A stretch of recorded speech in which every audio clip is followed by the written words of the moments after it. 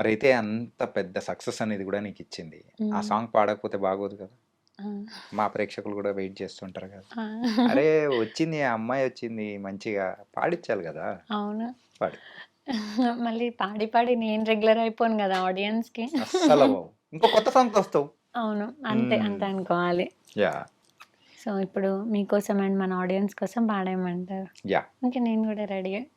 అందాల గుమ్మ నేను ఆగకపోతున్నవో, అలుసుగా చూస్తున్నవో, నీ సొమ్మేమన్నడిగినా సోక్కుల పడుతున్నవో, సొమ్మసిల్లిపోతవో, నీ ఎంట తిరుగుతున్ననని అలుసైపోతున్ననా, నువ్వే గావాలనొస్తే నన్నే గాదంటవా, ఓ పిల్లగా ఓ పిల్లగా యహే ఓ పిల్లగా ఎంకటేషు చూడకబోతున్నవో కానకబోతున్నవో, నా పిల్లగా వెంకటేషు చూడకబోతున్నవో కానకబోతున్నవో. చాలా సూపర్‌గా పాడేసావు.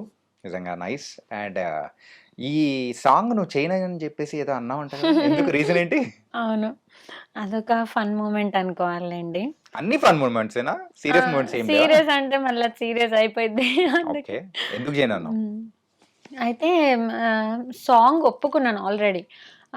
సాంగ్‌కి నన్ను రిఫర్ చేసింది 'శేఖర్ వైరస్' గారు కొరియోగ్రాఫర్. హ్మ్. అండ్ మొత్తం ప్రొడ్యూసర్‌తో మాట్లాడింది, చేయించింది అంతా ఆ సాంగ్‌లో మేల్ లీడ్ హ్మ్. 'రౌడీ హరీష్'. సో, మొత్తం మేనేజ్‌మెంట్ అంతా 'రౌడీ హరీషే' తీసుకున్నారు.